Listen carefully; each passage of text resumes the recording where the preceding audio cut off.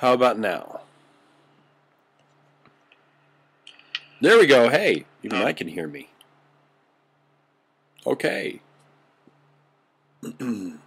What do you know?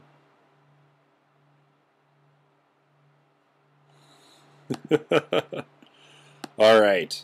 We're getting it.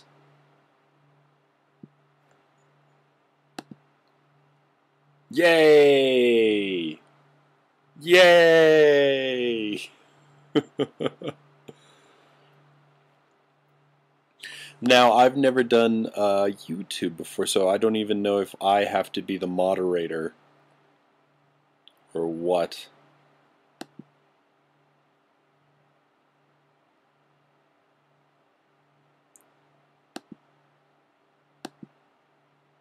Add a moderator. Oh, okay. Well, there we go. Okay. Now then, let me get the peoples that I trusts and get them to be mods. Okay, there's one. I'll get Mr. Anthony also in there.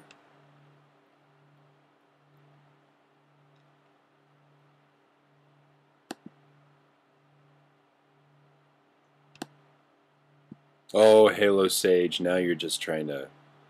Now you're just schmoozing me. Alrighty.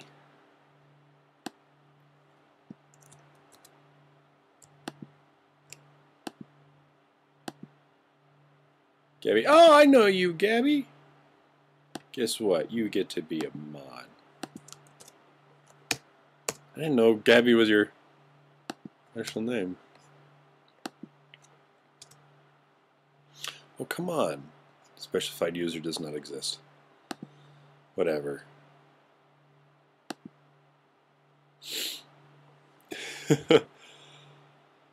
Watching YouTube stream. Oh no! I have need sound in our video. All I see is videos not available. Oh!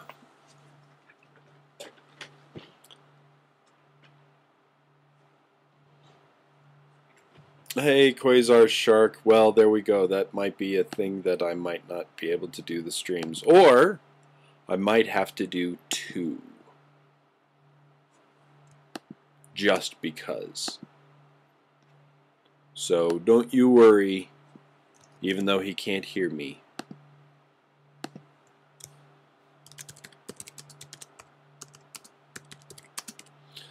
You just have to do 2. One on YouTube and one on Twitch. There you go. Maybe I'll just do like an hour here and then an hour on Twitch or something. We'll see.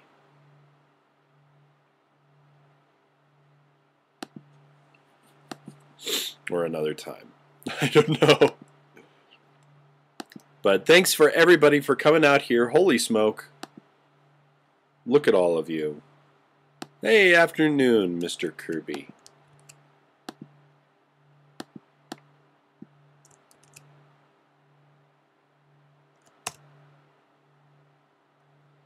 Oh, I love how they're not letting me add these people. There we go. Copy and... Will you accept this person? Yes, of course you will accept that person. How about this person? Right now I'm just setting mods because we all need mods. Come on. This is YouTube. I need mods more than I need mods on Twitter.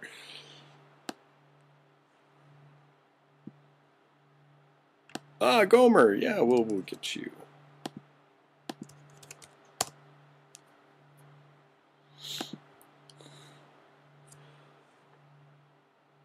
You get a mob. You get a mob. You get to be a mob. Featherweight gets to be a mod. No, that's okay. He's Canadian. He didn't get to be a mod. Oh, I'm sorry. Of course you get to be a mod. If Mr. Kirby gets to... Mr. Zed Regulus gets to be a mod, then you get to be a mod. And I think I am about done. There we go. Alrighty. 58 people watching right now. Great to have you out here where you get to ask me questions. Now, like I said, the chat, I am kind of keeping the chat over here, and I'm keeping the chat over on Twitch as well, so I can see.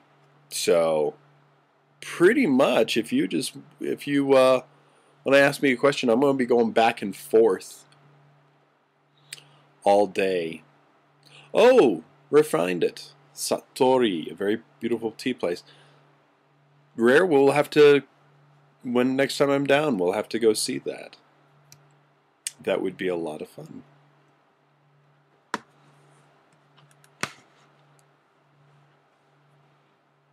What kind of specific tea would I be interested in? Actually, you know what? I'd just be interested in going there just to see it. I like just seeing stuff and stuff. How is the quality? Is there what is the plan for the stream? Well, Shady, pretty much whenever I do my Twitch stream, it's all up in the air. Whatever I want to talk about. I talk about games a lot, and I talk about pretty much anything else. It's I usually go anywhere between food and music, manga, anime, geek stuff. I hope nobody is actually at Otakon watching this, because you got to enjoy Otakon. Yeah, it's kind of just like a you know, whatever we talk about. If people ask me a question, one stream, two chats, no waiting. There you go.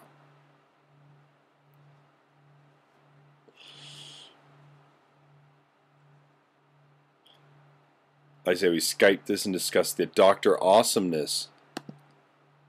Anthony, I think that's a good idea. Do I even have you on Skype?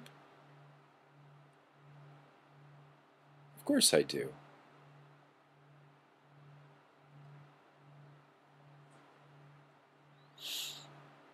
I have Emily on Skype. Where are you? There you go. There you are.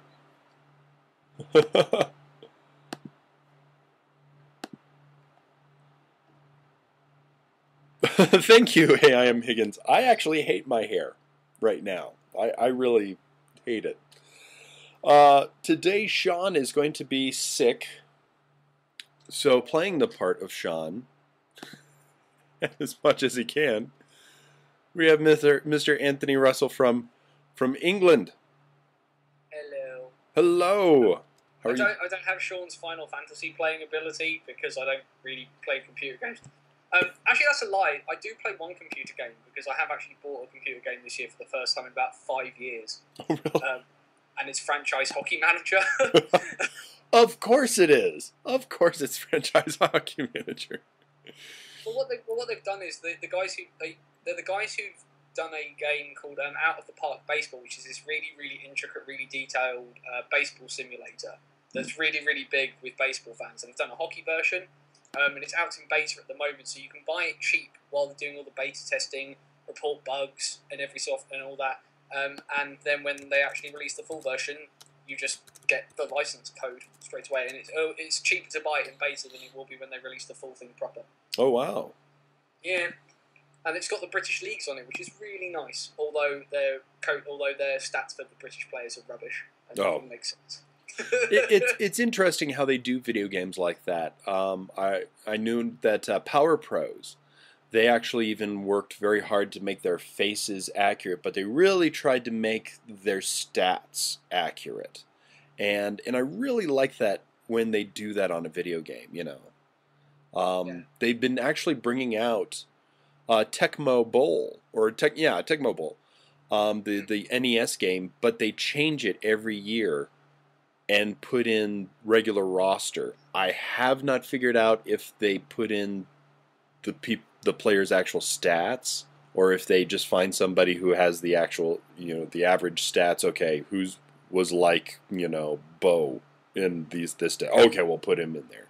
But it is interesting. It obviously will be slightly lost in translation because soccer's not as big a thing on your side of the Atlantic as it is on mine. Yeah. Probably one of the biggest computer games because it just gave every single football nerd fanboy the chance to to either manage their team, manage the national team, take a really crappy team and try and make them brilliant. And the best thing is in some of the older versions, they gave you access to the editor so you could just completely screw around with everything. That's interesting. Yeah, so you could create yourself in the game and put yourself like as a team or as a free agent, and you could just sort of go to the go balls to the wall and have all kinds of crazy stuff with it. But I don't think they let you do that anymore. I haven't bought a Football Manager game for quite a while, mainly because, as well, you've known me for quite a while now. It's kind of surpassed football for me. Wow. But it still is probably one of the, along with FIFA, obviously, those games are probably the biggest selling ones here, along with all the usual things, like Halo and and Call of Duty and Black. I don't know. I don't play. I don't play shooting games. Well, and it's kind of interesting. I was actually talking with several people at Con Bravo in Canada when I went, and many people were actually even saying, you know what, I've stopped watching regular football and started watching a proper football and started getting into that. And that's really interesting, that it is, well, at least at this moment, and at least with some of the people that I know from Con Bravo getting bigger in Con Bravo. Where was Con Bravo? Where in Canada is it? That was in near Toronto, in a place just outside of Toronto. Sort of like Mississauga or something like that. Yeah. It was about an hour away, and it was. It's interesting you say that though, because Toronto FC are awful. They so bad, so bad. We need to. Because I still watch it. I still watch a fair amount of football, and I still keep tabs on Major League Soccer because sport. Yeah. But yeah, it's interesting to hear people that close to Toronto saying that because TFC are just. There's not even the word now. They are just. Speaking of simulators, I've been interested in train simulators. Big in Japan. Yes, actually, Super Rails, they're huge in Japan. Densha de Go, I would very highly suggest Densha de Go. I have a video on a couple of the versions of Densha de Go. Very, very good stuff.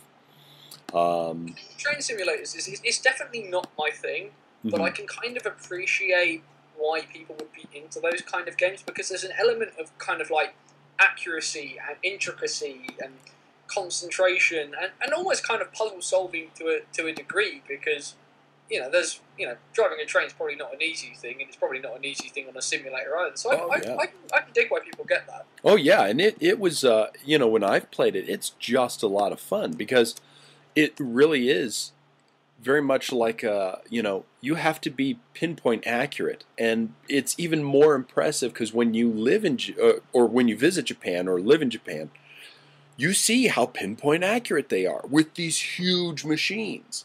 And so these tiny little simulators, it's a lot different. So it's obviously not modeled on British trains, then. Yeah.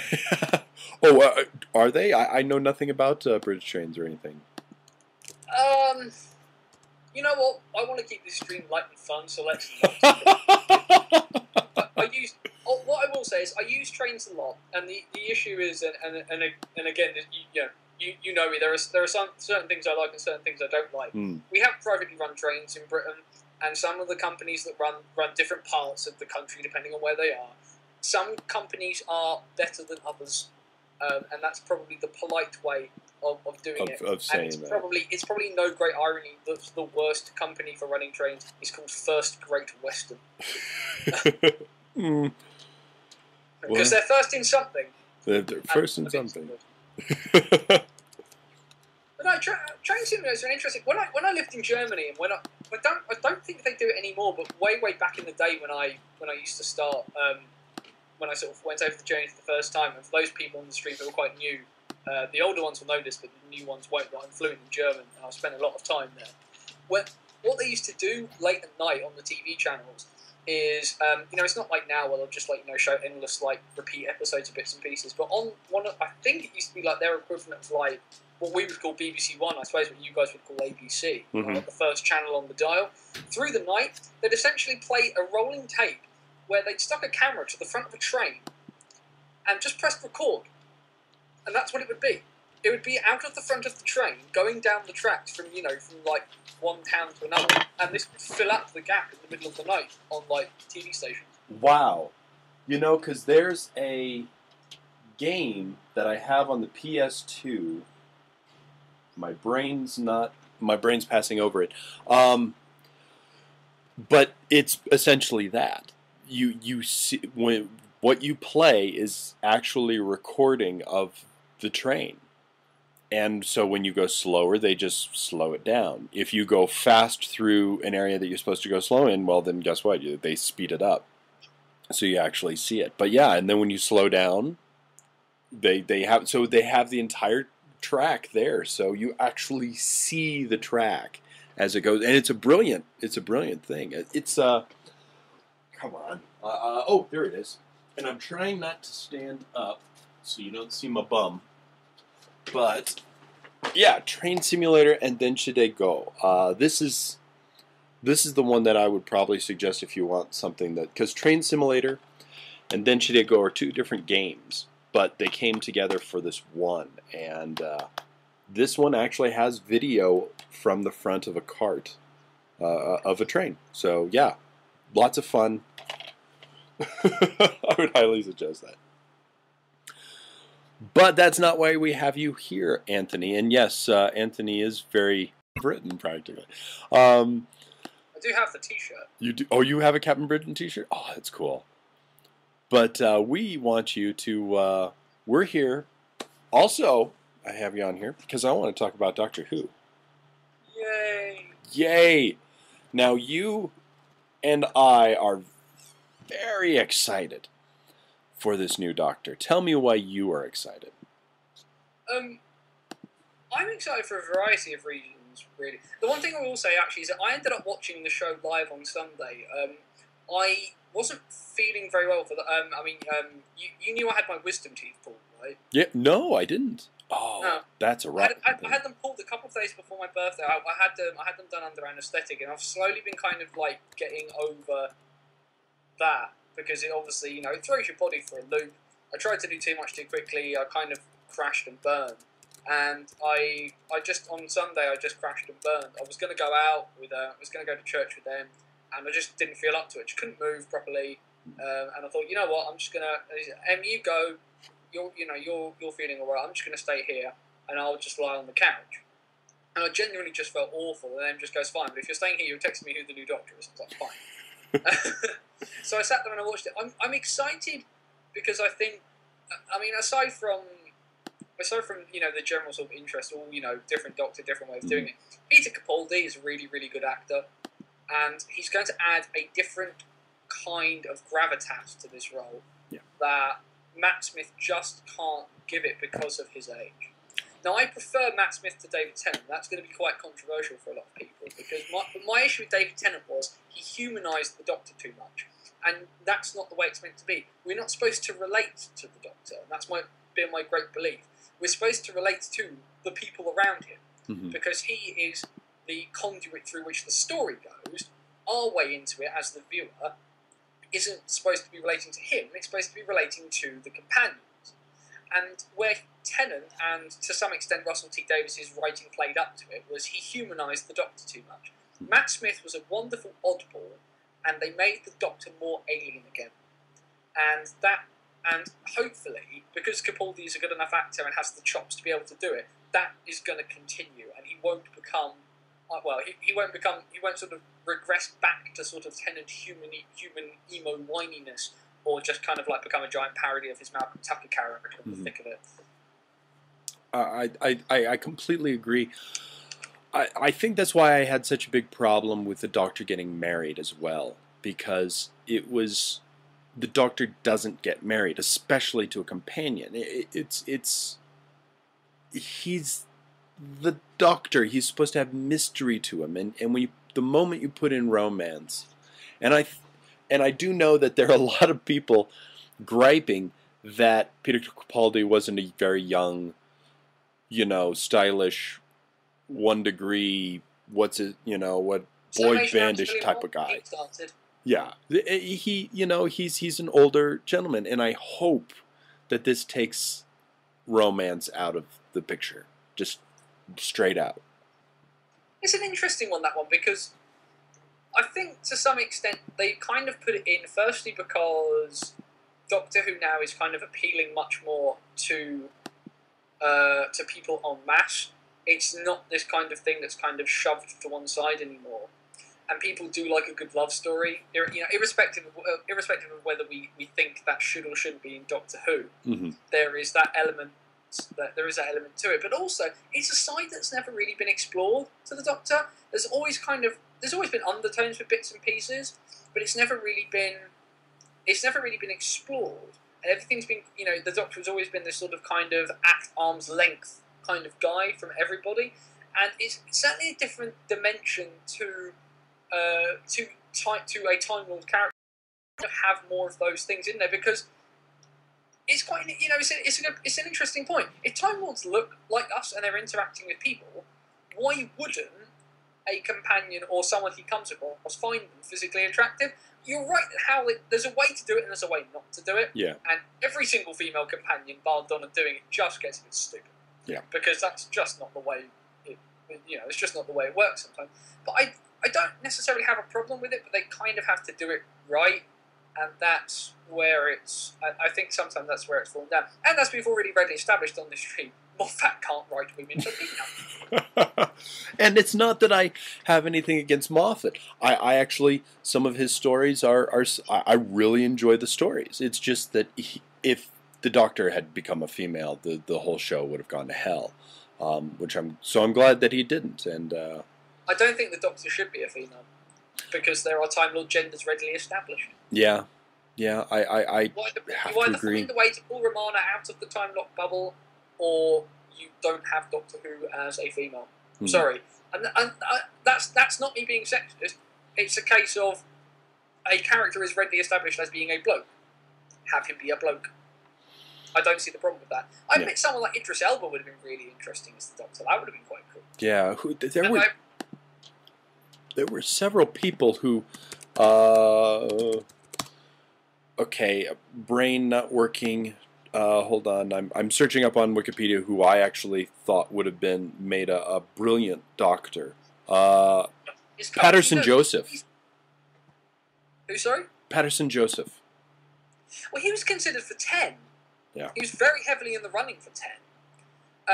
But I believe something that Moffat said on the show on Sunday night is that actually really, really rings true. The person who ends up being the Doctor is the right person at the right time. That's true. And I think actually, you know what? Patterson Joseph's time to be the Doctor may well have passed. And that's no slight against Patterson Joseph, because he's a really fantastic actor. Yeah. I think if they were going to make him the Doctor, they had to make him 10, or him not. And I think, unfortunately, that ship has sailed for him on that side. Yeah, that's true, because he did say that Moffat did say that he had considered him for 10 or for 11, was it? And he just like, nah, I'm just gonna wait. So we'll yeah. But I do like the idea of him of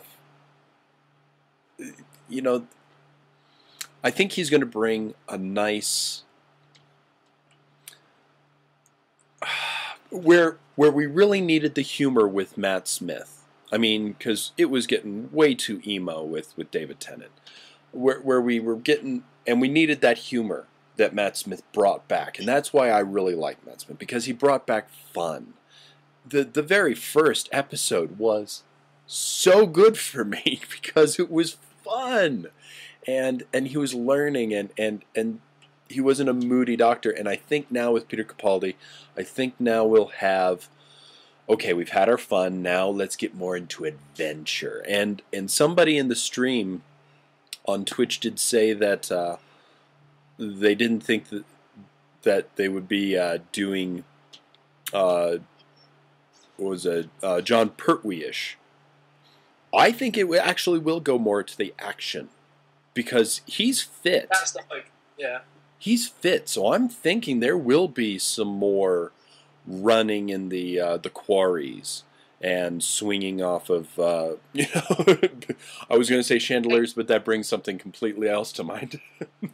Hated Mistress. I appreciate that you think the Doctor could be a girl, and like I said, there are quite a lot of people who've argued very eloquently that the Doctor should be a woman.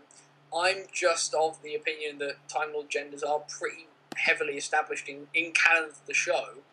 And I think to kind of muck around with that just for the sake of it, I don't think is right. I think if the best actor for the role would have been a woman and they all sat down and said it, and said, you know what, you know, this lady is the best person we have to do this, then that's fine. But like I said, it would you know, there's precedent for bits and pieces. You know, Chancellor Flavia, Romana. Unless you're going to find a way, and I haven't seen it done, to establish a changing of genders, then I don't think you can. I don't think it will fly, because though you are right. Yes, it would be nice if we had a writer who, you know, wouldn't just make loads of like, I now have boobs. What do I do with these things? Look, they jiggle. We should make really interesting Saturday night TV. Oh look, I've got Dalek bumps too. Oh, I see the on switch. to quote the. It's a really tough one because, you know, I appreciate the point that a lot of people make, and the Doctor, and particularly if you put this in the context of British television, not just like world television, but British television, because, you know, Doctor is a popular thing, but it's ours, you know, it's a British thing. And dear Amanda Hagen, for all the things that she says that I agree and disagree with, argues the point very eloquently, you know, that this is a really, really iconic thing in British television. And people have made the argument very, very well that, you know, why can't it be someone who is, you know, black or Asian or female or transgendered or any bits and pieces like that? And you know what? If the right person came along to do it, I'd be totally cool with it. Yep. But the person that they've chosen is going to be very, very good, providing he's given serviceable writing. Because that, of course, is, you know, as you and I have discussed previously, away from here, the curse of Colin Baker. You know, Colin Baker was a very, very good actor and has been serviced brilliantly in Big Finish audio. Yeah. But he's never put on TV. He just got shit cat. He got pooed on from a height so high it was flying past Chris Hadfield on the International Space Station. Well, and his. And because my brain's not working right now with anything, his iconic Big Finish companion. I mean, there we go. We've got, you know, somebody who's much older and a female, and they have. Everybody, if you don't know what we're talking about. Yeah. And I forget her name. Come on, help me out. Starts with an E. Is it Evelyn? Oh, Eve Smythe. No, okay. The two of them work off each other so very well, and I really think that that's the way that a relationship should be, because he gets a relationship with her like he gets with no other companion, or at least that has been written. I mean, Tom Baker obviously had, you know, Sarah Jane, but it wasn't written like the ones with Colin Baker and Evelyn. It's not sort of equal footing to some extent. But it's different. I don't know. It's. I think the interesting thing is that, and I think it's possibly a quirk of the thing, is that obviously the Doctor is meant to be very, very old comparatively to humans, and yet he runs around. The majority, if you go sort of up to that point of the Sixth Doctor, he's run around with the majority of people who have been either sort of, you know, relatively young and naive, or sort of people, you know, sort of out for adventure, and suddenly he's confronted with a companion who, contextually, if you know, human to Time Lord, she's seen a lot and done a lot. She is quite, you know, and maybe if she, you know, similar sort of life stage, as it were. You know, not well past the point of running down corridors in high heels. They are people who are travelling because they find it's out of interest rather than sort of naive want of adventure. Yeah, and maybe that's why it works so well. Maybe. I also think that it's because I like the companions that don't take his crap. Who just... Zed Regulus, yes, Frobisher. Bring Frobisher to television. Oh, God, Frobisher would be awesome. They had somebody that they talked to who was named Frobisher in one of the episodes. The only issue with them putting Frobisher on TV would be how they did it. That would be the really, because it would be really, CGI bits and pieces. If you're going to put a 4-foot penguin on television, it needs to be done properly. And that's the big issue, of course. And of course, the BBC, they've got the money and the resources to do that. Oh, they could totally do it. So yeah, but it's just how they do it. But I would totally. I think actually the one problem would be is that quite a lot of people would like it, and a lot of sort of the really hardcore Who fans would like it because they're familiar with the comics and they're familiar with with the Big Finish bits and pieces. Mm-hmm. But the casual fan would suddenly turn around and go, "Why the blue hell is there a 4-foot penguin on my television? What's going on? I don't understand this." You've got a point. This is just a marketing thing to get the kids in. Oh look, Doctor Who's got a fluffy companion. Is like every hardcore Who knows, like, no, it's Frobisher, you stupid person. Yeah, if anything, it would only be for an episode. Yeah. In all honesty, if they were going to be thinking about it that way, it'd have to be only in an episode, which would be okay. I mean, it'd be like a Sarah Jane thing where it'd be an episode and you're like, oh, yay, she was back. Yay, I got to see K9 again before he exploded. He has, like, as far as I'm aware, he's only, and somebody in the chat did correct me if I'm wrong, but to my knowledge, he's only been in 2 Big Finish audios anyway, of which I have both. Because he's Frobisher and he's the man. Yeah. Or the Whiffadil. Oh, there you go, yeah. Shinigami said, it was in Torchwood that there was a Frobisher, and he was played by Capaldi. Yes, that's absolutely right. Sweet.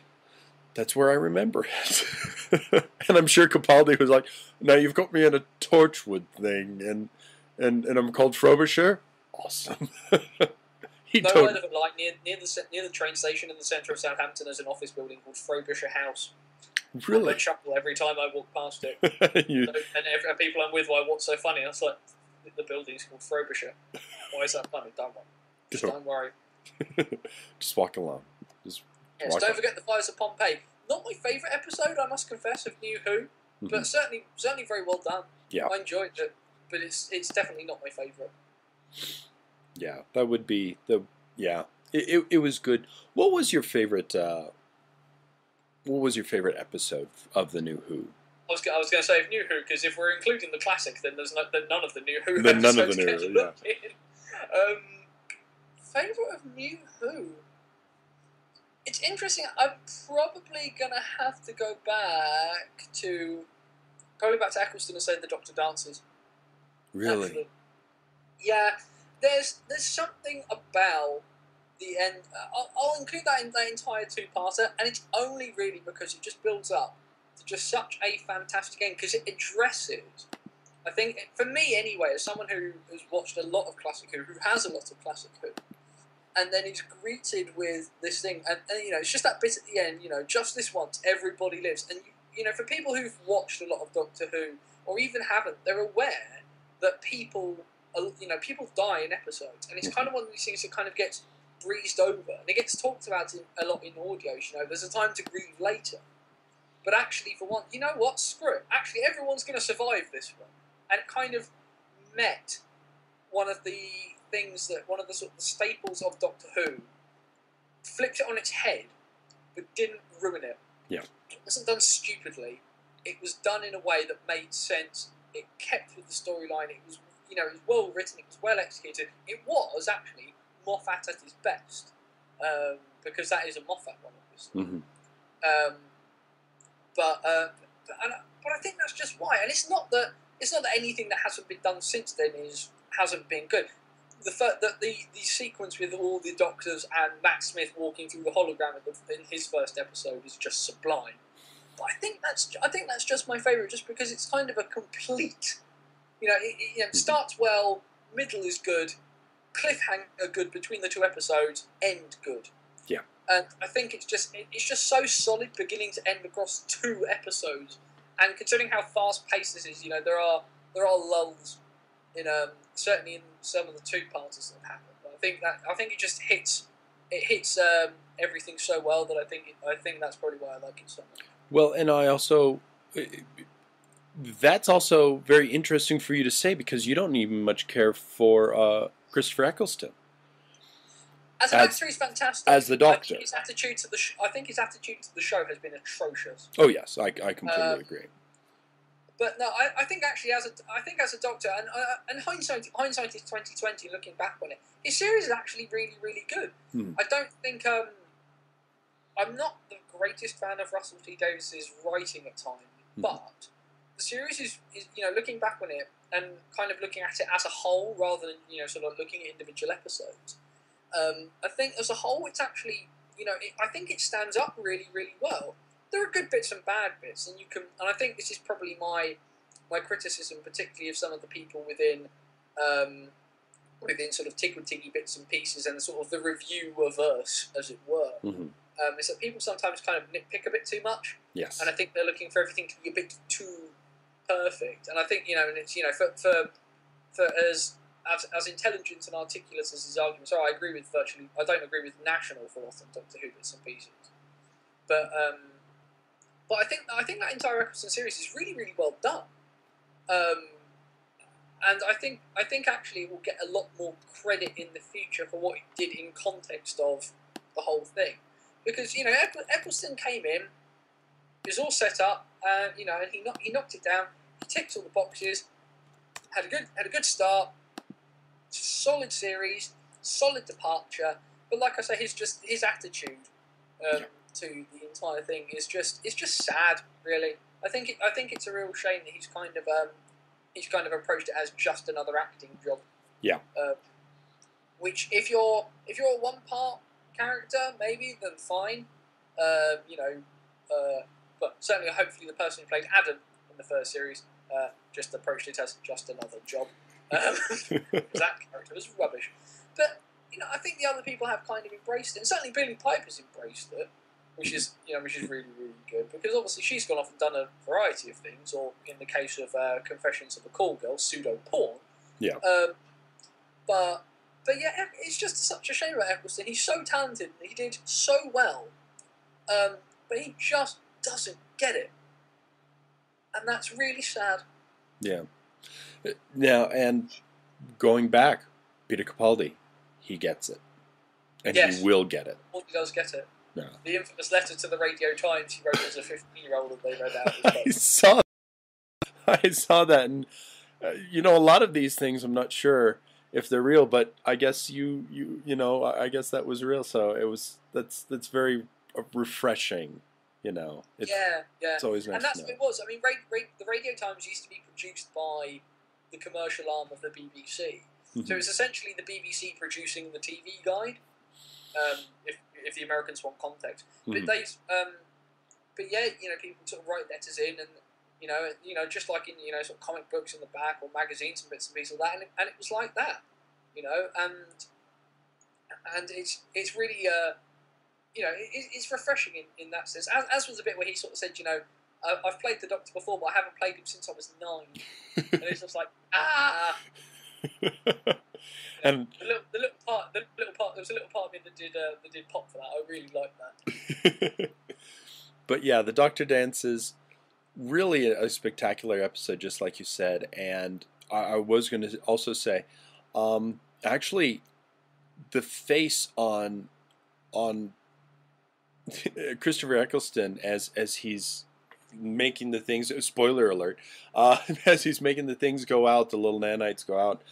I just see that, and the look on his face, and like you said, he's a brilliant actor, and it looked like he was finally just, I've got this, and a passion in his face. And yes, I completely agree. That's such a good episode. So many other people, however, say that the Doctor's wife is their favorites, and I almost got to say that it's one of my favorites as well, because it just it brought together, for after 49 years, this pairing that had never been able to really talk to each other before, and Neil Gaiman just wrote that so well. What do you think about that episode? Isn't it, the concept is brilliant. I think the thing with the mild issue I had with it was I think the relationship between the Doctor and the TARDIS has always been that kind of thing where what I enjoy about it is that where like I say, we're not supposed to relate to the Doctor a great deal as a person, we can all relate to the idea where we anthropomorphise something that we have, be it our car, our guitar, our pets, bits and pieces like that. That's a really, really human thing, where we kind of imbibe stuff that we have with a personality, and that's something I always really enjoyed about the Doctor TARDIS relationship, was that the TARDIS is a fantastic machine. It is possibly the greatest machine in the universe, in the fact that it can travel in time. But the Doctor kind of treats it in the same way that, like my sister treated her first car. Like my sister gave her first car, and not that I remember what she called it, but she gave it a name, and she, sort of talked to it, like, starting up, and it was giving her a bit of problem.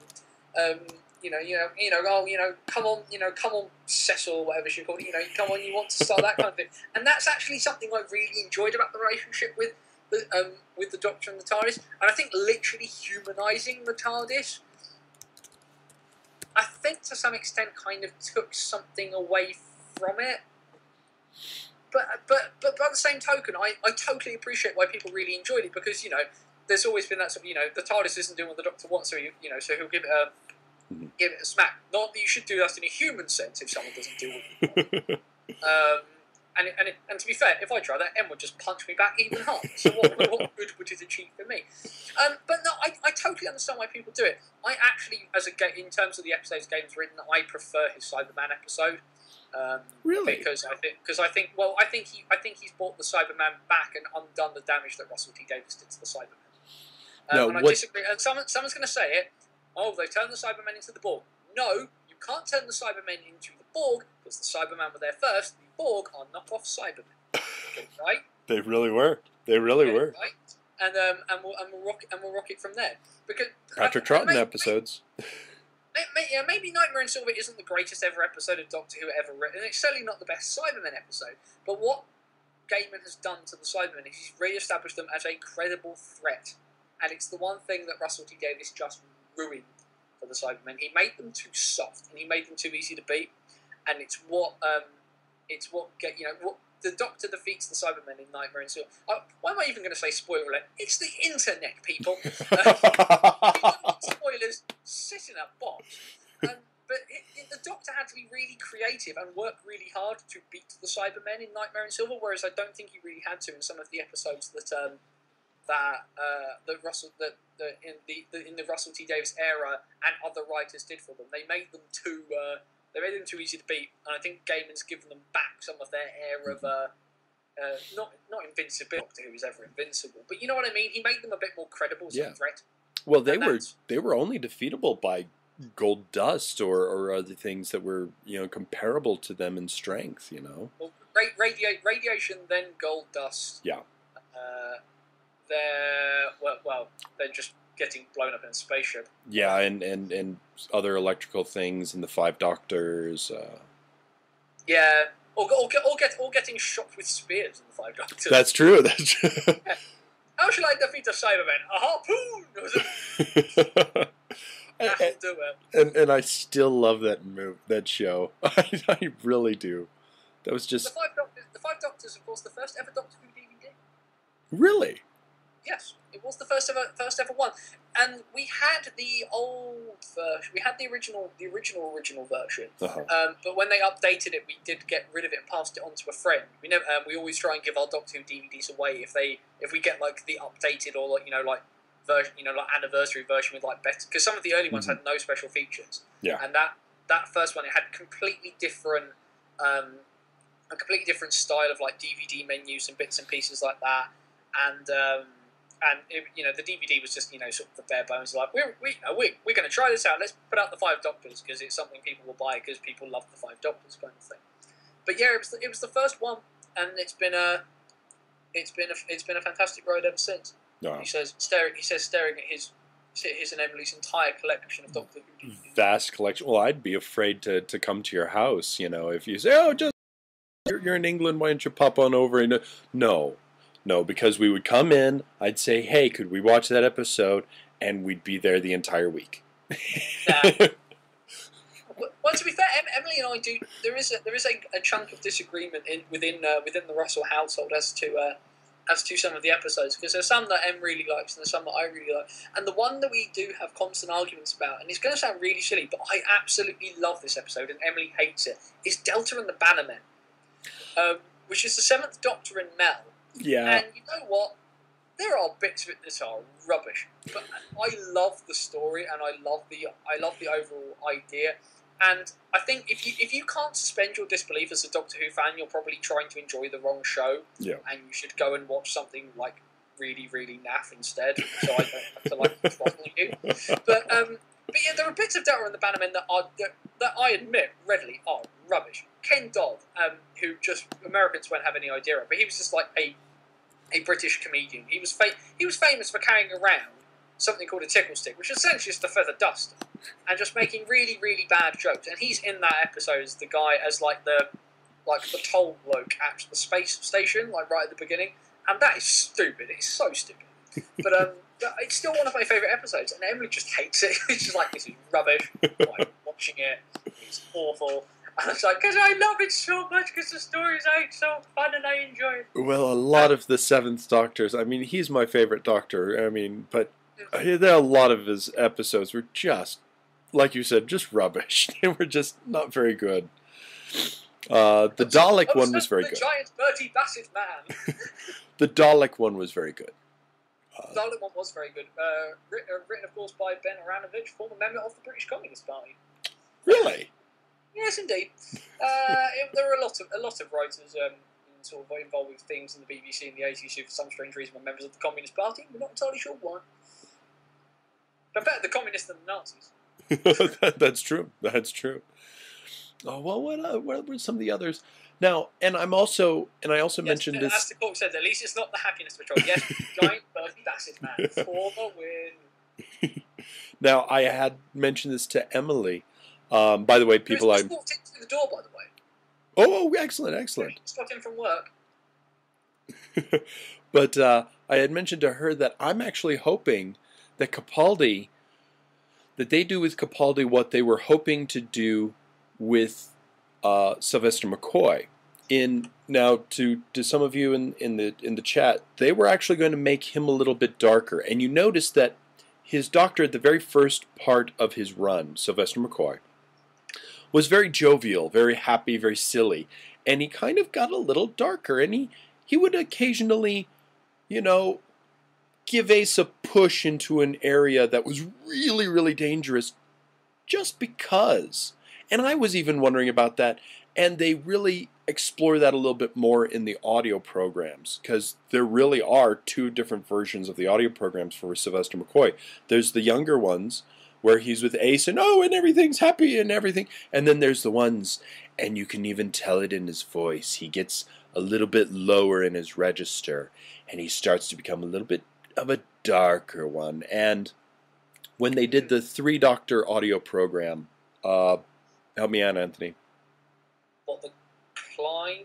The 50th episode. Oh, Magoras or Zagreus, yeah. Yeah. The one from Zagreus, yeah. You can definitely tell he is very dark in that one. And And heck, even in the first one, he's much darker. The very first one, he's very dark in that one. So they were going to go a little bit more into that, and maybe even suggest that he is much older than he lets on. And I'm actually hoping that they do that with this Doctor, with Capaldi. I think he could play a darker Doctor. Still fun, but not silly. He's going to have a dark side to him. I just feel it. It's certainly one thing that kind of comes out in the. I sent you Colditz, didn't I? The Seventh Doctor and Ace one where they're in Colditz Castle. Yes. In the Second World War. Now, what they did after that was they brought back Klein, and there's a trilogy of stories that they've done, which is the Seventh Doctor on his own. Ace is gone by this point, wherever she's gone, shot as a Dalek hunter or wherever. But they did a trilogy of stories where he re-encounters Klein, because she obviously, again, spoiler alert, but you're on the internet, people. Where Klein escapes at the end of Colditz, obviously she drives off into the sunset, and you don't know what happens to her. He re-encounters her in Kenya in 1956 at the time of the Mau Mau uprising, which is when the sort of the native peoples of Kenya sort of went, Britain, we quite like to run our own stuff now. We're a bit fed up of a bunch of old annoying white people like suppressing our culture and stealing our mineral resources. And he bumps, and it kind of spread. There are three. There's what are they called? 1,000 Tiny Wings is the one in Kenya, which is then followed by what are they called? But there is a Klein trilogy, and he gets very, very dark in that because there is a variety of things in there. Because Klein is for those of you who aren't aware, Klein is a time anomaly. She's created out of a divergent timeline from normal, and there's a bunch of stuff about very Doctor Who things about changing the past, changing the future, but about the human elements of it, and the sort of the interactions that people have with that. And you have Klein as this person who is out of her own time. She remembers a past that never existed, and has friends and families and people that she loved who now do not exist or don't exist in the form that she remembers them. And she's a woman, so the Doctor has broken everything. He's remade time in his own image. How dare he do this? I need to bring it back. And there's some very dark Doctor stuff, particularly in the last one of that trilogy called Survival of the Fittest, I think.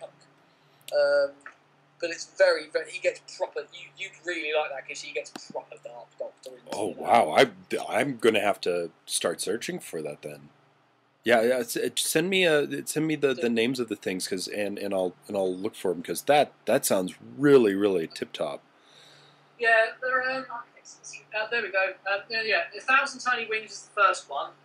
So it's 1,000 Tiny Wings. Survival of the Fittest story is the second one, and then the third one is The Architects of History. And that's the Klein trilogy, and they are proper hardcore stuff, and it's really, really like I say, you do get some dark Doctor bits in it. Okay. You do also get some very traditional Sylvester McCoy sort of Doctoring as well. No, he doesn't play the spoon.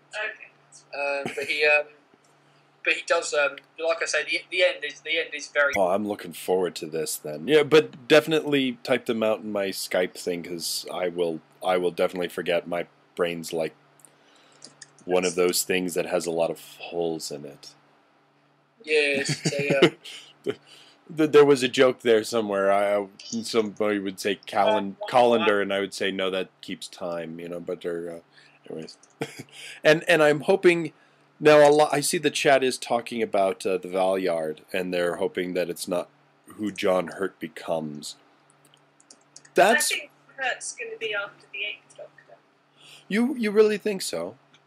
I think, because the whole thing at the end of the last series was Matt Smith saying he wasn't good enough for the name of the Doctor, and I think that's an incarnation of the Doctor that did something so terrible that the rest of kind of the other Doctors don't see him as one of them. And I think maybe it might have something to do with the end of the Time War.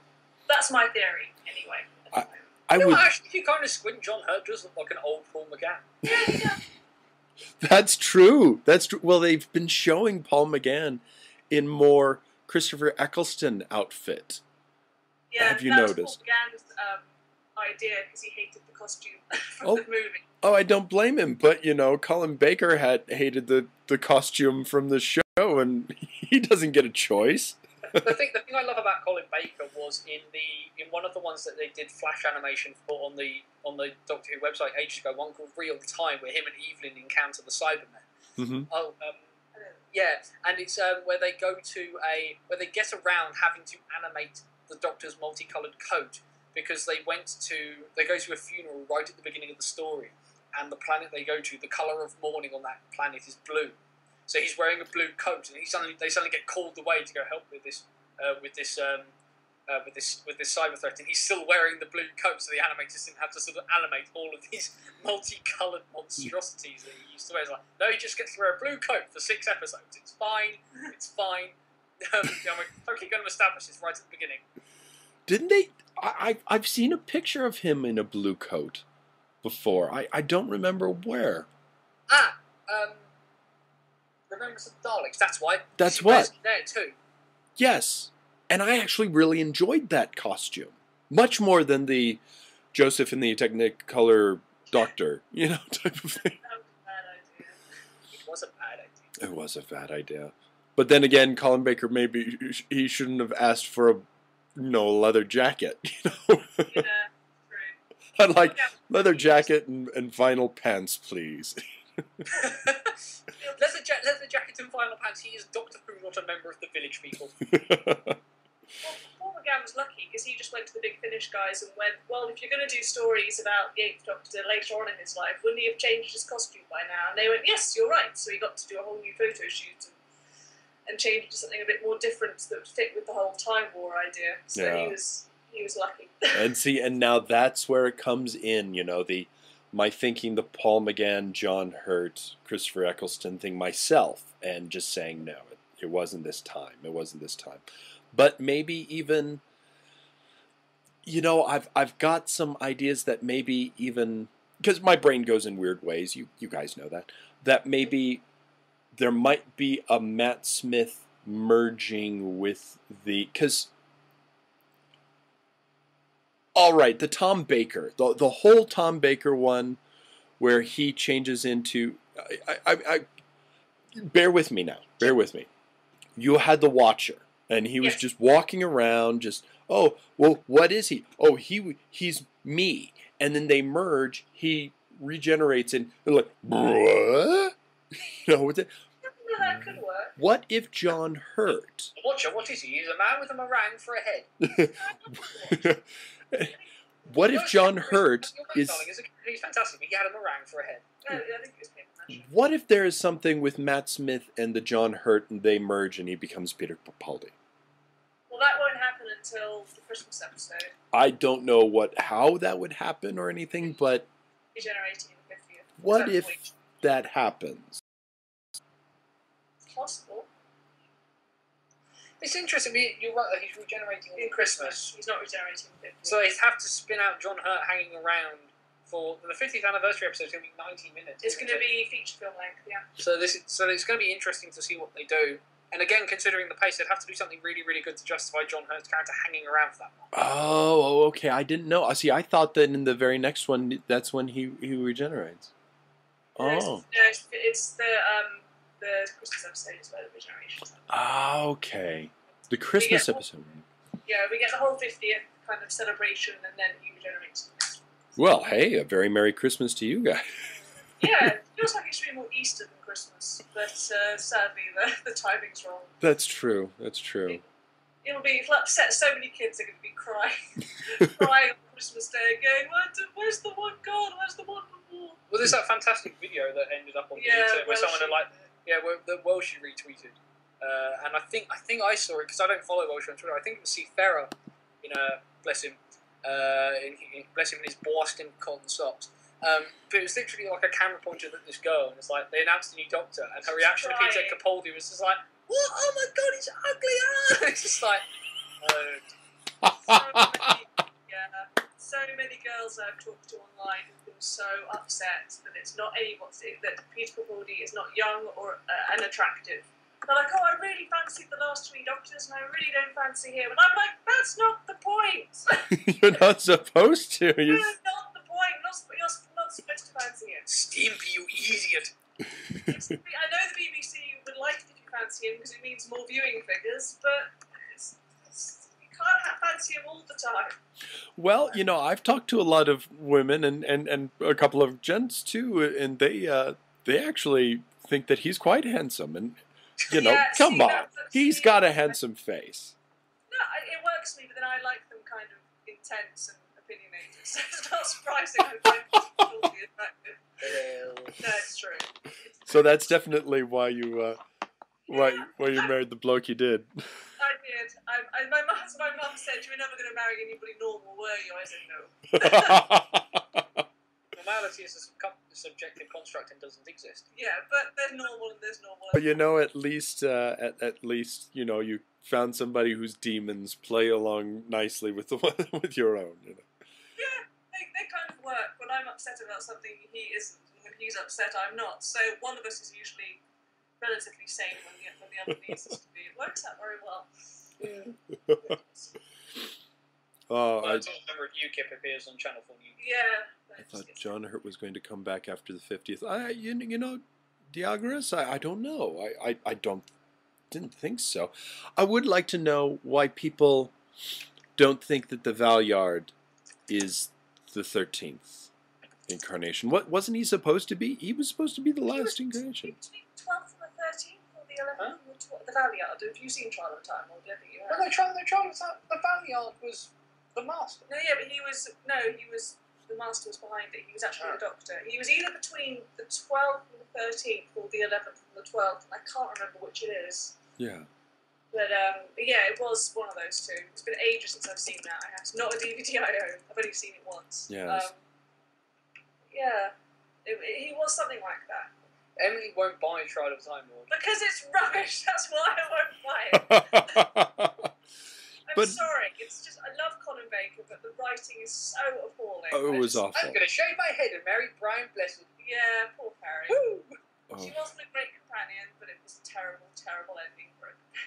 Hey, she was a good companion, just on mute. Yes, dear. She was there for the dads. She was there for the dads. As the producer told her, she was there for the dads. Of course, Peter Davison's regeneration scene completely stolen by Nicola Bryant's cleavage. It's true. He always says, I was doing my best acting, and all anybody ever comments on is how well they can see Nicola Bryant's cleavage. And now the new, boobies! Yeah, it's true. Well, I think we've just solved Stephen Moffat's writing problem. We have. Well, and we got to see, I got to see John Nathan Turner when he came to Colorado for a Doctor Who convention here. Oh, the thing was pathetic. It was awful. It was such a small little convention, and it was pathetic. Regardless, I got to talk to him, and at first I wasn't sure about Sylvester McCoy, and I asked him, why did you choose a man who shoves ferrets down his trousers, for a laugh? And he says, well, one, you've got to realize that, a lot of women who are very respectable actresses, have done Playboy in the past sometimes. It just happens. He just happens to stick ferrets down his trousers. And, when ferrets go into a dark place, they tend to fall asleep. So it's really not as, it's really more just him. And they just said, and so he grew on me. Perry never grew on me. And I completely thought that she was American. And occasionally I'd wonder, wow, why is she saying it like that? Oh, maybe she's from the north or something, Lots of places have a north. But then to come find out that she was actually British, I had a little bit more respect for her. To be fair to Nicola Bryant, it was her first job out of her. So, to be fair, when my dad did watch Cave Stranger's Army with me, the first thing he said was, where's that girl meant to be from? so clearly the accent was wandering in the first scene. And why she always rolls her eyes. Oh my gosh, I swear that they were going to pop out of her skull for a moment. They're just, oh. Well, it was a difficult thing where they had the Sixth Doctor being quite grumpy and argumentative, and his companion also being grumpy and argumentative, and it didn't really work when you have two people basically bitching at each other the whole time. Yes. So it's just a bad idea. But I think that got better in the audios. I think the kind of relationship softened a bit, worked better. But at the time, yeah, bad idea. You wouldn't get that nowadays, I have to say. Yeah. Oh gosh. Pitching each other for two people pitching each other continually. It's just politics, isn't it? Oh, hey. Hey-oh. Yes. Now Adric, like Demented Demon brings up Adric. Oh, Poor Adric. poor Adric. Nobody likes a boy genius. Nobody liked Adric. We actually, When I was in high no, I wasn't even in junior high then. I was still in elementary school. We had we knew that Adric was going to die in the next episode, and so we actually had a little party. All the little Doctor Who, 10 to 12-year-olds just having a little party. Yay! He's gone! I saw Titanic in the cinema once, and when Leonardo DiCaprio died, a few people stood up and cheered. So the funny thing is, I remember seeing Moffat talking about Adric, and he was saying, people, laugh about the fact that it was Adric, and he was the most time he got killed off. And he was like, the thing is, nowadays, I really couldn't get away with killing off a companion like that. I couldn't literally kill them, because it would upset the children far too much. Yes. Now here's a question that brings up a very, very good point, and one that I've had a problem with Doctor Who for the past New Who. Besides just one or two, when are they going to bring in a companion that isn't a Christ child? I'd set up Hello there, I'm the Impossible Girl. Click, done. I would just settle for one that has a happy ending. Only Martha has a happy ending. The rest of them have miserable endings. It's really depressing. Mickey. I know in the old series a few of them got married off impossibly quickly, and that was bad writing too. But I would prefer it if, not every ending for a companion is utterly despairing and awful, It's just... I think that's the best way to write it. That's all. Mickey had a fairly good ending, didn't he? Martha had good endings, and that was it. Everybody else suffers terribly. Oh, I thought that Mickey had a good. That happened to Donna though. I didn't like. Oh, I love Donna. She's been my favourite modern companion. I really love. Yes, I have to agree. I love Donna. Donna was. She's the Doctor's best friend. She's not in love with him. She tells him he's an idiot. I want to make you want to. If I wanted the Doctor to walk around with somebody going, "God, blimey, Governor," I'd have put Doctor Who in a story with George Formby. No, stop it. It was just a bit. There's a line between being friends and it just being a bit too cliched and matey, and I think that's the problem for me with Donna, is that she kind of crosses the line into a bit sort of. I think it works. A bit sort of pantomime-y. Plus, you can see that David Tennant and Catherine Tate really liked working together. Yes. That's always nice to see. So. And technically, Amy and Rory kind of got a happy ending. It was by way of Weeping Angels, Well, but still. okay. Rory was rubbish. I maintain this. Rory was a wet fish of a companion, and you could have done an entire series without him. Pointless. I don't think he was that bad. I liked their story. I liked the fact that she kind of realised how much she loved him and how much more important he was to her than the Doctor. Oh, he was so dull. He was so boring. You don't think he was the goofy, the goofy companion? I know a lot of guys like that, and I think he was very sweet and really nicely acted, and I loved their relationship. I thought it was, admittedly, why he didn't leave her, because she was such a stroppy cow half the time. It's just... What about Wilf? Doesn't he get? Oh, Wilf's awesome. No, that's true. Wilf is awesome, but he does get the kind of your granddaughter's gonna, not be able to remember all the amazing adventures she had, which is kind of a downer. Yeah.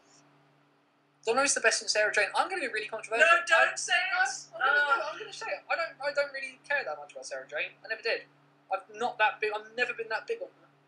And that's okay. That's okay.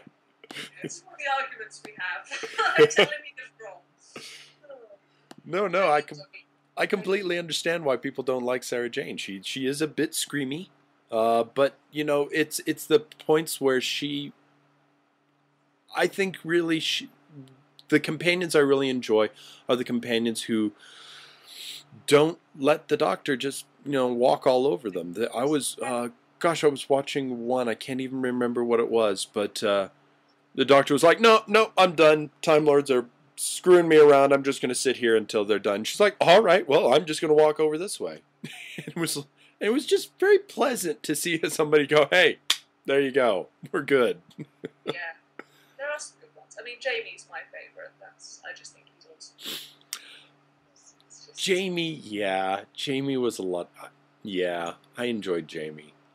What episodes I've seen of him. Having a best friend.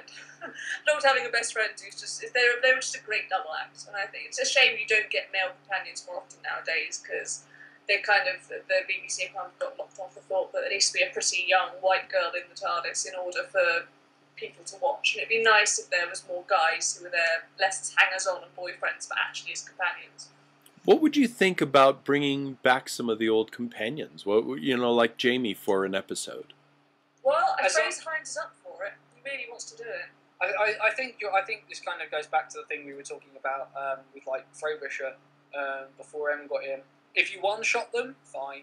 I think to kind of bring anything back for more than a one-shot, I think would just kind of kill some of the mystique. Yeah. I think it could work. I think Sarah Jane worked well in School Reunion, and Joe Grant worked well in Death of the Doctor and Sarah Jane Adventures. So I think one-shots can work really well. I know a lot of the actors would love to do it, because they really want to be part of something that their kids and their grandkids can watch as well. So there's that really kind of being able to do something that their children can watch, and just be part of something that's really special to them. And I think that's good. The issue with bringing Jamie back, of course, is memory wiped. Oh yeah, his memory has been wiped. That's a problem. And completely wiped. It's not even he remembers. No, he remembers his first adventure with the Doctor. Does he? Oh, okay. So he'd remember everything past the Battle of Culloden and that. That's it. And plus, he's probably dead. Let's be honest. And there's no way they could CGI. Well, they could CGI Fraser, but that'd be weird. So just make him look younger. It'd be odd. Yeah, because he was in that 6th Doctor episode, wasn't he? He was indeed. Yeah. The 2 Doctors, which is a bit weird. It's a bit of a weird episode, but it's always good to see Patrick Troughton. So. Yeah. This is very. And should probably feature kind of Patrick Troughton and William Hartnell in 50, and probably their voices in some way, I would think, or clips of some kind. Yeah. Oh, I would. Me, I'm a genius. I would be very, very happy to have them bring in the actor who's playing William Hartnell in the Adventures movie in November. I'd be more than happy to have him. Let's see how that goes first. David Bradley is a very, very good actor, so I'm sure they could, but I guess they probably won't do that until after that episode, though. I would think. There's a good shout. I'd like to see Ace again. Yes. She was going to be in Sarah Jane Adventures before Elizabeth Sladen died. Yeah. So Ace would be a fantastic one to bring back. Yeah, they were definitely going to bring her back in Sarah Jane Adventures. They were going to bring a lot of the old companions back from Sarah Jane Adventures. It's a good way of kind of seeing how they worked. So. Oh, that would have been wonderful. Now, okay, there was one. I want to say Ivy Wild or who was the who was Iris Wildtime? Well, Iris Wildtime. Oh, the mad one on the audios. What do you think about maybe bringing her into one of the episodes? Because really, there was when David Tennant first did those 5 solo ones for that year. As soon as I saw the double-decker bus, boom, that was TARDIS, brain totally went there. And there's the problem. She's a Time Lord. Yeah. Well, so is the monk. And Susan's Gallifreyan, but I mean, nonetheless, she's still Gallifreyan. Yeah, I reckon Romana's knocking around somewhere, probably hiding in a pocket dimension. Completely. I think are off doing their girlfriend thing, because they're That's delicately put. Because they're wonderful. I love them both. Yeah. Katie Marie says, "I want Captain Jack back," and it has a little pokey out. Yeah. You know what? I think the show's actually moved on. I don't think Jack coming back would add anything to it. Plus, anymore. John Barrowman's really busy in America at the moment, so I can't see him coming back. Though he would for Doctor Who, because he really does love it. Yeah. Yeah, and C. Ferris says he'd like to see Susan return. I really think that even... I love Susan back. She would be great to see her in the 50th. Yeah, going into the future, figuring him out and saying, wait, don't I know you? And him going, and then clicking his, this is my granddaughter. Yeah. What?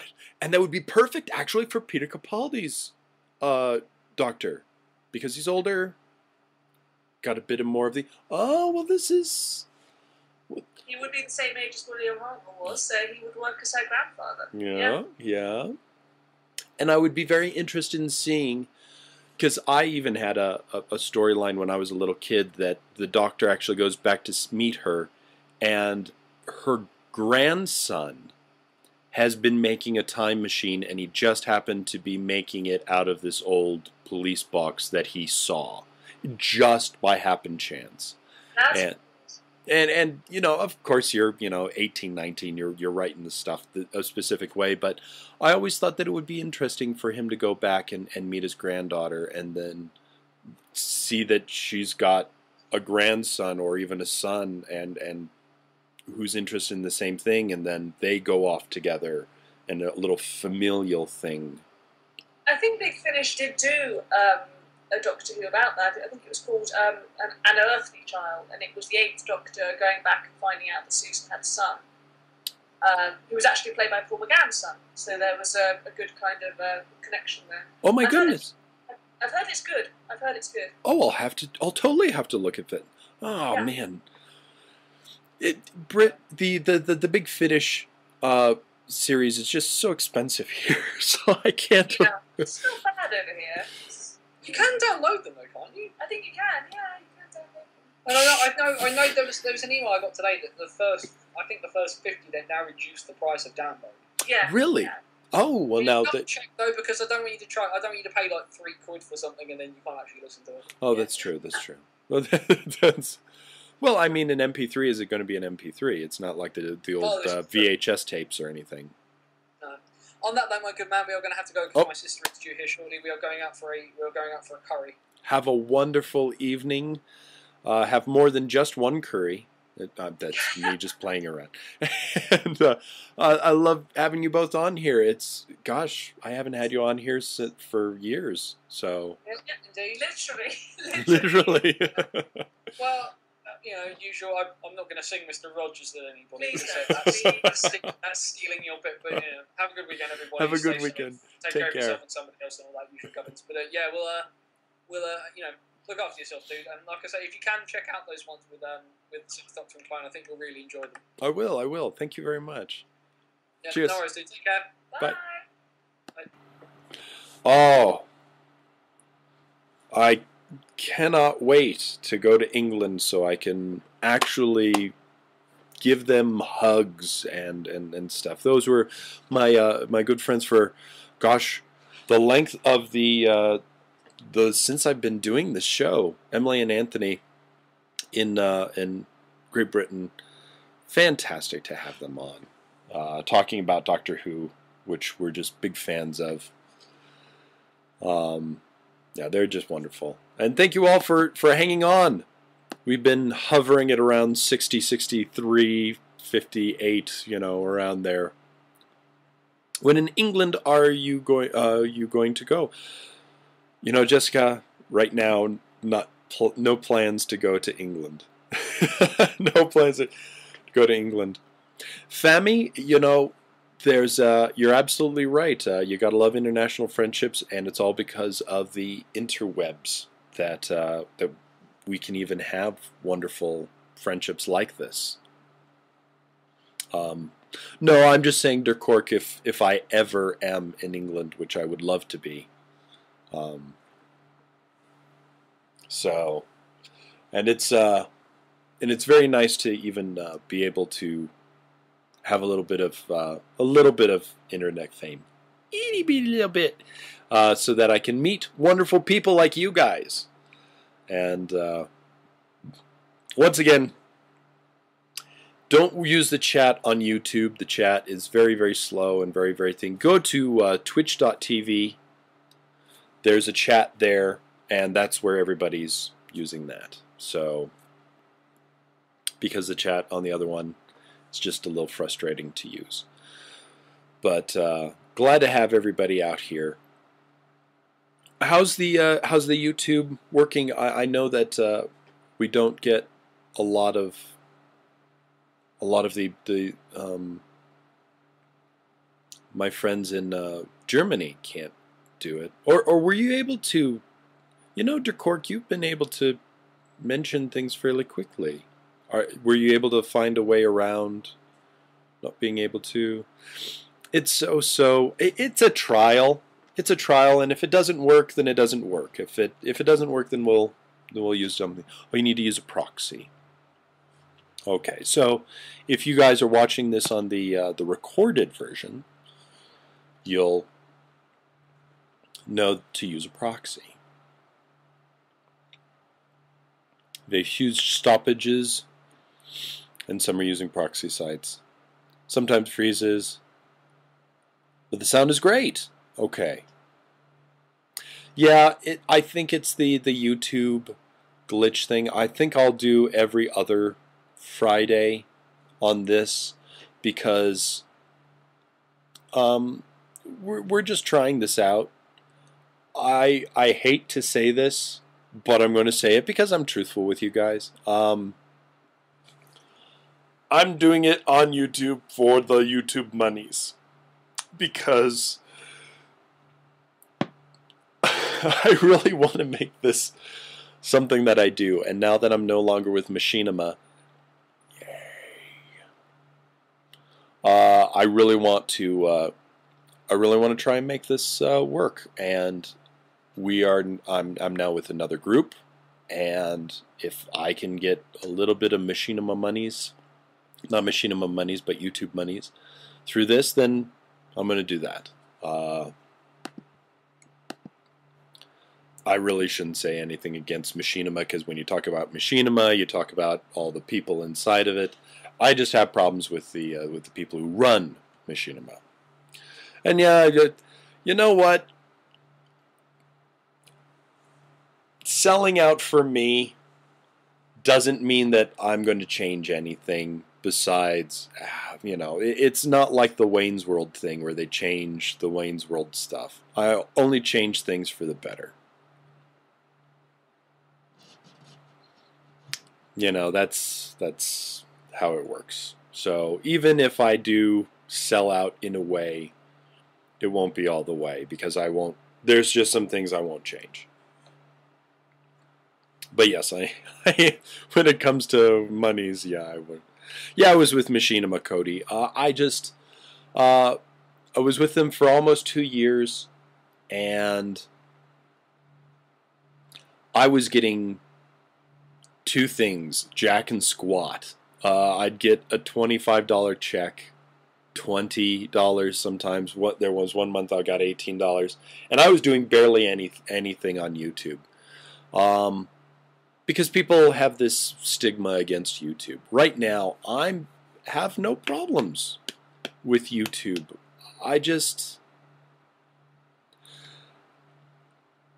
My only problem with YouTube is that there's so many haters out there, and they just seem to be hitting YouTube. But, you know what? Maybe if I do videos, maybe if I put them up and more people can see them, because more people do come to YouTube than they do to that guy with the glasses and RetroWare. I mean, let's be honest, folks. That maybe it'd be something like that. So, you know, I just really want to make this my living. Right now, I put in a bunch of applications this week to television stations to be a camera person. I've also put into Kinko's in Xerox that are hiring here in the Springs, so maybe I'll get some replies from that. We'll see what happens. We'll see what happens. I've honestly never encountered one. Oh yeah, Dercork, there are trolls all over the YouTubes. All over the trend. Do I have Borderlands 2? I wanted to know because me and my friends were getting on the game soon. We'd like you to join. Max them out, that'd be great, but unfortunately I can't play first-person shooters. Now we switch from the YouTube. See, some of you people were like, what does he talk about? Everything. And I change what I talk about at a moment's notice. I can't do first-person games. I wish I could, but I get vertigo. When screens change too quickly, my brain doesn't. My brain and eyes just kind of hurt, and I start to get this kind of temple. Well, temples are down here, so this pain just above my temples. And it's horrible, horrible, horrible, awful brain headaches. That's actually when I get my migraines, is when I watch that. My friend had, Max, had, what was it? Wasn't Borderlands, although he did have Borderlands. Bioshock 2. And I watched 15 minutes of that, and I had to drive home, and I had a headache for the next 4 to 5 hours. It does not go away. It's just really, really bad. Yeah, it's just... Justin's too old for those new hippity-hop games like a first-person shooter. Yeah, the hippin' and the hoppin' and the pippin' and the poppin'. You kids with your Pac-Man video games and your Dan Fogelberg. Meh. But never see the light of day, those hairstyles. Oh, Johnny, I was actually talking to a friend of mine who had a shirt, but she cut it off. Why do? And anyways, she cut it so that she cut the neck hole out so that it was a bigger neck hole, so that it would slide off the shoulder.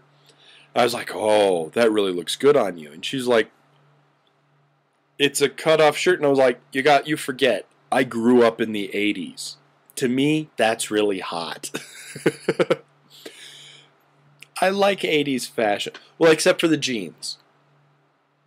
I don't like the jeans that women buttoned all the way up just underneath their rib cage, you know? It was that, yeah, that fashion for me. But the poofy shirts, oh, I love the poofy shirts. I still like the 80s poofy shirts on the girls. Oh, yeah. What am I playing these days? RF Paji. I am actually playing a lot of Animal Crossing. I've got the Animal Crossing on my floor right now, in my Pikachu 3DS, and then on my Japanese 3DS, which is right over there, and I will have to scooch across so you don't see anything. What do I have in my Japanese 3DS? Button up. Pantage complete. All right. What do I have in my... oh, I'm still playing Monster Hunter Tri-G. Let me make sure.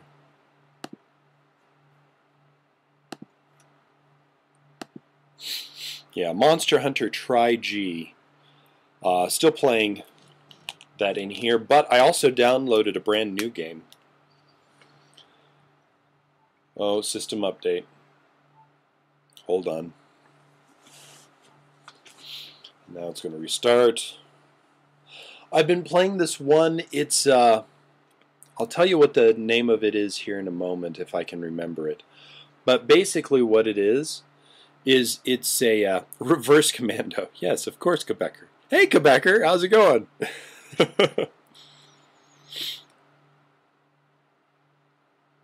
Femi, you say you talk about music, you sing too? I do. I was actually The King in The King and I. But it's this racing game that I'm trying to see if it's you can play this. And basically what it is, it's a racing simulator where you raise a horse, and when you go to the race, you play a game of solitaire. And how well you do in solitaire depends on how fast your horse goes. And then you kind of choose a path for your horse to go, and then you do a final last one where you whip the horse to get him past the line. And it's a very interesting game that I actually have not started up yet, because I really want to try and see if it's you can play this. I want to have a good 2 hours to just sit down and do stuff. So I was actually going to do that today, and I've been seeing your name pop up, and I just want to say it's wonderful to see you again, Miss Na Young. I hope that everything's going very, very well for you, and I've been missing you, and I've actually thought about you quite a bit in the streams when I don't see your name. And whenever I see women's wrestling, I always think of you. So I hope that everything's going well for you, and we've been missing you. So glad to have you back. From Ozland. Derby Owners Club is a great game, actually. Do I still have my horse from Derby Owners? I got a zebra from Derby Owners, and but then they took it out of the Dave & Buster's up in Denver, and so I haven't played it since. But that was a great game. It was a great game.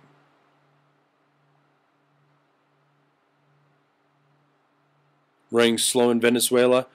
RF Paji, you hang in there. Venezuela, wow. It's so wonderful to see so many people come in from so many different places. That was my phone telling me that we've got these Friday fireworks at the baseball stadium today.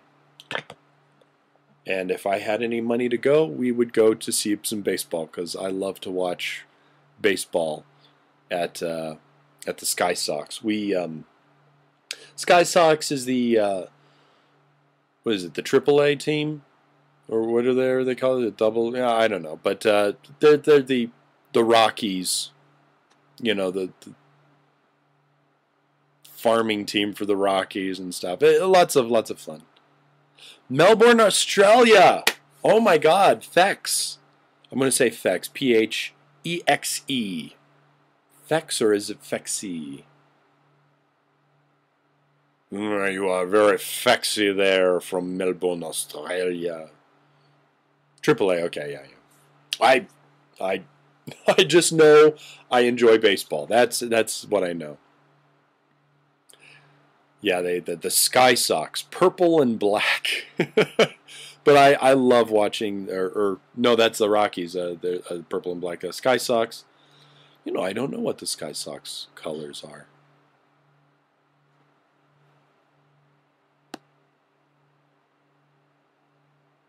Some tickets for it. Martian Buddy, are you Colorado Springs? So many countries. It's wonderful. I got to tell you, let me unlock everything here. And one of the things I love, I just adore, is getting postcards from people. And every time I get a postcard or package, I post it. I've got a map that I specifically put up for this thing, but I've got a map full of pins, and I've got a pin in Osaka, Japan, and one in Korea, which just made my day, the Southern Korea, and then I've got some from Finland and Norway, bunch of things from the UK, Poland, Germany, Austria, France, Spain, Canada, got a bunch in Canada, Alaska, and all these things. And then I actually even have a postcard from South Africa. And for these, I actually go on, when I get my postcard or whatever, or letters, I go online, I try and get as close as I can to that. I mean, I try and get on top of the city so that I'm squishing the city with the pin. So yeah, hey, if I don't have anything in Australia, and I don't have any, so please, if you can, send me a postcard, And I would love that. And I will put in a pin and give you a big shout out on the stream. Avoids Carmen Sandiego joke. Tell you what, in a few months I'll take pictures. That'd be wonderful, Miss Na Young. I would love to see some pictures and stuff. And, you know, if you're watching this on YouTube, please, you know, send me a message on YouTube, PM on YouTube, and I'll be happy to send you the address to send your postcard or whatever. And same thing with you guys. If you want to send me a postcard or something, I would love that. Just send me a PM or go to JewWario, JewWario, 2 W's, at live.com, live.com. And that's my email. Happy to send you my mailing address for that, and we'd love that. Oh, you are a local of the Springs. Martian buddy. Wow. Yeah, Martian? Well, that would be wonderful. Where would I, would you have him at will call, or where? I guess, how would I get him from you? And maybe some typical Dutch candy. I would love that. And I've been getting a lot of people wanting to send me candies and stuff, so, you know, thank you. I've still got some finished candy that I've got to finish. I really didn't mean that. That just sort of popped out. So anyways, I've got some finished candy that I have to do one. I've got some English candy. The ones that I still have to do are the Pfazermint, the Pfazer de Capo, and this salmiakki. No, not the salmiakki. Yeah, the salmiakki. I've had that sitting there for a long time, and I really want to finish it. It's this... yeah, I'm finished. I'm just... that candy. Then I've got some British candy, some Flake and Wispa that we're going to be doing. And then I've got German candies. So yes, I would love candies from anywhere. Sent me a message on YouTube. Cool.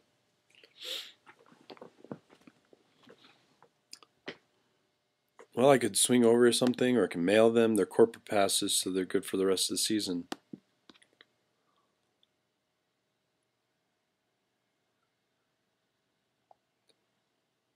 Ooh.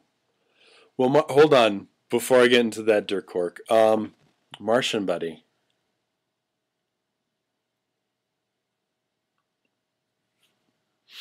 You know what? Just send me a PM and just mail them. That'd be, you know, that'd be fine.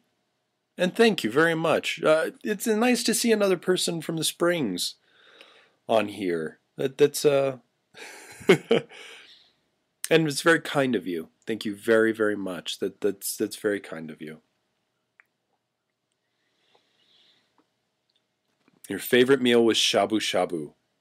Now, although I do really enjoy shabu shabu, when I went to Japan, I think we ate katsudon almost every day, and we didn't get sick of it. I love katsudon. I love ramen.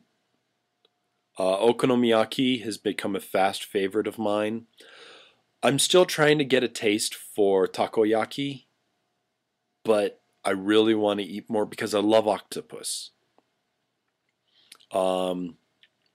Yeah.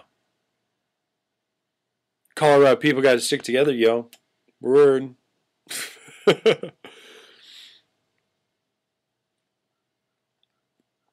Cody, I only add people that I actually know on my personal Facebook, but I do have a JewWario site that I'm going to start updating more, and a Facebook, a JewWario fan page. So that, but I only add people I know because I got kind of screwed when I was adding people, and somebody said something to a, family, and I couldn't have that. So I only add people I know. So thank you for understanding. But I do have a fan site there that I'll be starting to do stuff more on. But so sorry. As for Ritter Rum or Mozart Kugeln, I really enjoyed Mozart Kugeln, but I really like marzipan. But no, Ritter Rum. Ritter Rum all the way. 'Cause, good God, it's rum. It's rum raisin. Oh my God, it's so good. And I actually like the Ritter Rum more than I liked the Ritter Sport. I don't know why, but the Ritter Rum blocks were just so good. Just so good. Just so good.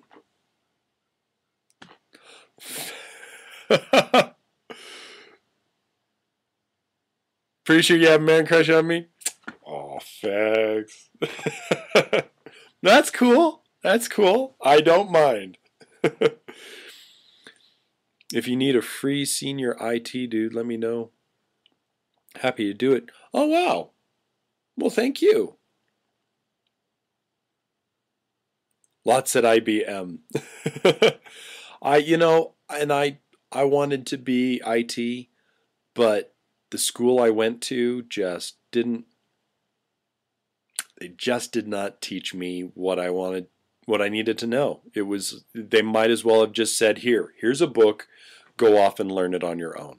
It was awful. It was awful, horrible, no good, very bad. So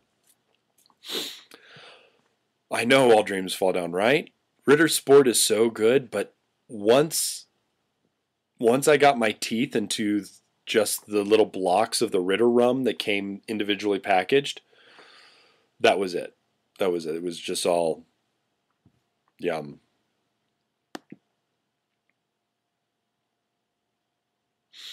What's my thoughts on the preview for MLP Season 4? I don't play a lot of sports games. I just don't. The ones that I play are Power Pros. And I like Power Pros because it's just a fun game. I think the hockey game that I played the most was crap, what was my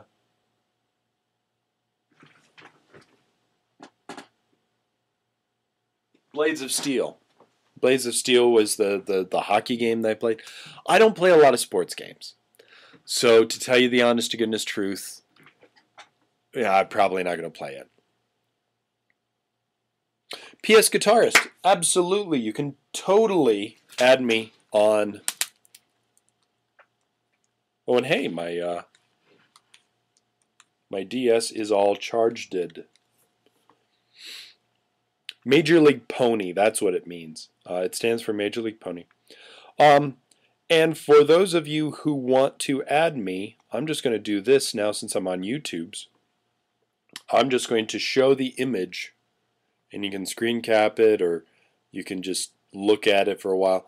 But this is my friend code. Just make sure that you say that you add me, and that you add my, and that you give me your friend code as well. I'm not at 100 yet, so I've still got plenty of room. But there you go, 0903-2741-8854. And if you want to add in Yankee J, because he also has well, not a YouTube, but he's got his own 3DS. If you want to add in Yankee J,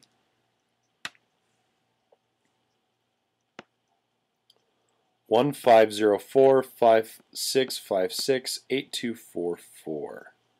That's for Yankee J. And be sure to tell me which one you add. If you add Yankee J or if you add me. Or if you add both, you know. But maybe just keep it to one.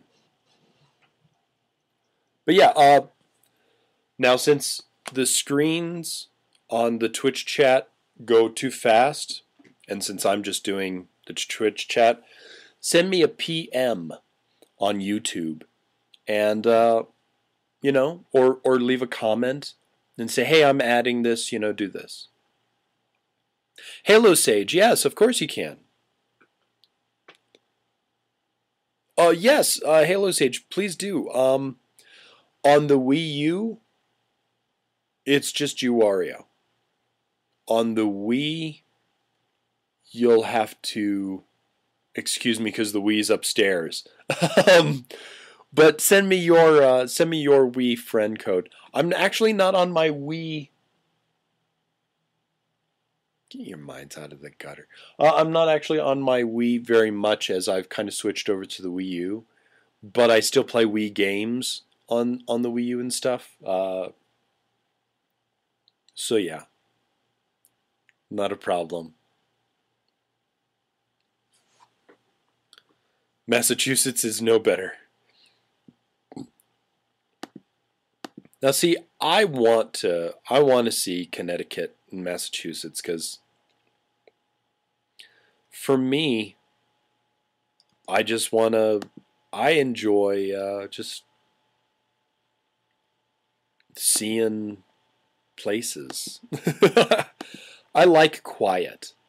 I know a lot of people say that places are boring. I like quiet. I like places that have wide open spaces that you can just be, take a book, some cheese and a bottle of wine or some grape soda and just have a, you know, relaxing time underneath. I like that. I don't mind that we don't have a lot of nighttime stuff going on. But that's me. That's me. Like the Grand Canyon. Oh, dude. Zed, yeah, that was a fantastic time. You just get to be. I live so close to the mountains here. My buddies and I, when I was in high school, and in college, we would just hike up the mountains for a little while and just be. There's a place that you can drive very close to Cheyenne Mountain, and there's this one place that has an outlook, and it's quiet. It's it's just beautiful. And the Cheyenne Mountain Zoo, wonderful zoo to go to, and you can drive past it on the way up to the Will Rogers Shrine, and the Will Rogers Shrine is just amazing. Just amazing. Oh, Vermont is gorgeous. I'd love to go to Vermont sometime. Live a Live on Super Famicom. I have not played that Centauri, but I have heard of it. I just have never played it. Painfully boring without money and a car. Okay, yeah, that can be a problem. Get some taco makings? Hey, have a good Taco Friday, everybody. We should all go and do tacos. RF Paji. Let me actually. Okay. I'll add you after the stream on my one thing. Don't forget, the Twitch chat goes kind of fast for me, so don't forget to what RF Paji and Martian Buddy. Don't forget to actually send those to my Twitch or to JewWario@live.com because I'm not going to be able to write this stuff down because I don't have anything. You too, Cody. So just send me a PM with that as well. Okay. Yeah, there's wonderful places, and you can do pretty much everything here without any money. walking through Manitou Springs is free. Hiking's free. Without a car, that can be a problem. But we have really nice bus service here. But then again, that goes into the money. But getting on the bus is very, very inexpensive. And we've got a good bus service here. It's not like a major metropolitan city where you have a chance to get mugged. No, you don't get mugged on our buses. You just don't. So they're nice. They're nice and clean. Is this my first stream? Facts, I've actually been doing this for, gosh, almost 4 years? 3 years? 3.5 years? I've been streaming for a couple of years now. It's been a while, yeah. But, yeah, it's been a while. But now you know, and knowing is half the battle, G.I. Joe. There you go. Streaming. I stream every Friday from 11, well, not every Friday, but I'm going to start doing every Friday again. Every Friday from 11 to 1. I've been doing it 11 to 1 for a long time. I used to do Mondays, Wednesdays, and Fridays, and then I just kind of went down to Fridays. There were a couple of times that I had to switch Mondays because I worked on Fridays, but yeah. Thanks, that means a lot to me. Thank you very much. You love my vids. The only reason why you went to That Guy with the Glasses. We'll keep on going to That Guy with the Glasses. There's a lot of good people there. There's a lot of good talent. They're picking up some new talent all the time. You can find my stuff on RetroWareTV.com. You can also find my stuff on YouCanPlayThis.com. And as a matter of fact, everybody should watch the new Famicom Dojo because Mario's in it. Oh, 11 to 1 what time? 11 to 1 Mountain Daylight Time. I'm in the mountain region, so it's 7 hours minus 7 hours Greenwich. GWD. Lospen Girl says you should try to go to Chilpancingo once in a while. Lots of space where I live. Granted, I live on a small mountain, but there you go. Chilpancingo. Chilpancingo. Where is that? Let's find out. Chilpancingo. Find out where Chilpancingo is. Chilpancingo. City in Mexico. I've never been to Mexico. I would love to go to Mexico. I hear there's certain places that you go in Mexico and you just do not pass. You go this far, no further, or else you're going to be in hurting. But Chilpancingo, that sounds very nice. And I love the mountains, Lost Bend Girl. I really do. Pikes Peak is just absolutely gorgeous. Greenwich? Sorry, Centauri.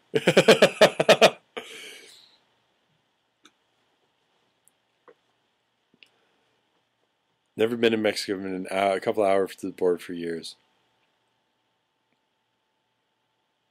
Hey, Doompod. Yeah, and well, anyways, in these final 9 minutes here, just to kind of tell you what I'm going to be up to. Like I had said, I'm going to be doing a lot more on YouTube. I'm going to be doing, bringing my I Like Candy. I'm bringing that back to my JewWario, to this stream. I'm going to be bringing out, I have my calendar up there, bringing out an old video on Wednesdays until I'm done with old videos. And stream on Fridays, either on YouTube or twitch.tv. And hopefully Saturdays will have new videos. Now, they're not going to be a new video this Saturday because I've been busy looking for jobs. But there will be a new one next week. And the new one will actually be on Hatsune Miku F, Project Diva F. And because that's coming out into the States, and I want to show you guys what it's going to be like if you haven't downloaded the demo already. So it's going to be a quickie. That's going to be the thing. And then I think the week after is going to be the new Mario monologues. That's going to be weird because it's been like 3 years since I've done a Mario monologue. So that'll be a lot of fun. And yeah. And then the pipeline. And I've gotten so many people who like the pipeline in the new format. It makes me feel very good. I was going to put up a new pipeline right after the Nintendo, but to tell you the truth, I looked at the script and I was just reiterating what the Nintendo people said, what the Nintendo Direct was, and I didn't give any new information. So, you know, it's like that saying, does this need to be said? Does this need to be said now? Does this need to be said now by me? And if all those are no, then you should just keep your mouth shut. What's his face from the TV show? From the late night show, the Scottish man. I can't even remember people's names. This is me. I'm Dory. Hi. I've changed from a fish and from being Ellen DeGeneres into being a human. That's me.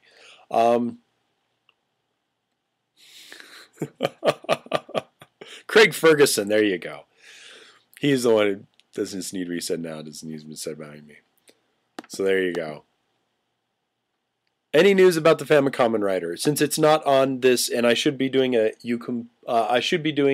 message and putting it up on YouTube about the Famicom Writer. So I say this every week because people always ask me. Yes, Famicom Writer's right now on hold because one, I don't have a job and I need to pay bills. Bills actually allow me to stay here. So I've got to find a job, and once I find a good job and I have a set schedule, then we start filming Famicom Writer. I've got all the costumes in there, and to kind of help thank YouTube and thank you all for being in my first YouTube stream, I'm going to show you one of the helmets from the costumes. Now, which one should I show? Well, I'll show one of them. I think I showed this one in one of the other streams, but I'm just going to show it on this one. So this is one of the helmets that I'm using for the Famicom Writer bad guys. This is a bad guy right here. He's a, let me get into the light here. Okay, he's a bug. And these were done by my good friend Featherweight. You can see the antenna. These are amazing helmets. And the jaw does move. It does yum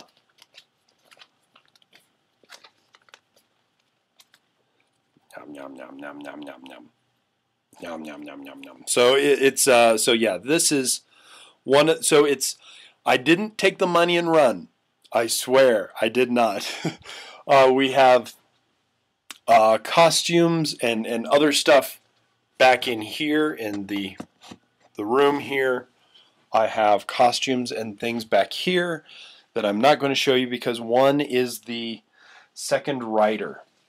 And the second rider is all quiet and stuff. This is actually where I filmed the pipelines in my basement. You can see the lights there and then the green screen. So yeah, this is where we film the pipelines. So yeah, this is where I film everything. It's so right now it's on hold until I can get some money. We're going to try and film all the fight scenes in one take. Well, in one go. It'll probably be, you know, within a month that we'll be filming them. Within the month when we start filming them. So I don't know when we'll start. And then right after that, that's when we'll start filming regular things. the regular video. So I wish I had more information, but it's just. But everything will be sent out, and you know, everything, the DVDs and all Johnny, eventually. So we're getting there. It's just going to take some time, more time than I thought. So based on the Masters, and Tianzi asked, "Hey, JewWario, a big fan. Please tell me how did you learn Japanese?" Tianzi, I actually learned it. I think it's okay if I go over time here, because that's going to take a little bit longer than 3 minutes. I actually taught myself how to read and write. When I got my Japanese games for the Famicom, and I started playing games on the Famicom, I actually started writing down what they said, even though I didn't know what they were, and I taught myself how to read and write hiragana and katakana. Now then I took classes in college. But a very good help, and I would suggest this for everybody, and I really do, and I completely mean this from my heart, Manga Gene. Pick these up. They're not very much. Manga Gene. There's Basic Japanese, Part 2 and 1. Manga Gene is no longer around, but they still produce books. But they don't produce the magazine anymore. And what it was is that it would talk about, it would show a manga. So they'd like, let's find a lesson in here that's a good lesson. Sumimasen. I'm sorry. Sumimasen. So they'll tell you what it is, they'll show you how it is, and then they'll give you some ideas about it, and then they'll show a manga actually using it. And they'll translate the manga. They'll have the actual writing style, the actual kana, then they'll romanize it, then they'll put it into direct English, and then they'll put it into what it is in a good English sentence. So you actually, it's really, this helps so much. And I'm actually now better at reading Japanese than I am speaking it. Manga Gene. They're not paying me to plug this. I'm totally doing this on my own because I would highly suggest it. But yeah, basically Japanese video games. I went to college and then I learned this. But I have to tell you, you totally got to keep on, if you learn it, you got to keep on doing it. You got to keep on practicing, speaking. You got to do it all the time, because if you don't use it, you'll lose it. I used to speak 4th grade level. Now my speaking is, basic, very, very basic. Less, kindergarten. Kindergartners speak better than I do. It's not very good. But that's where I learned it. Anyways, my Manga Gene sellout. Next episode of You Can Play This Movie is very interesting. I have no idea. But hopefully I'll come up with something. Anyways.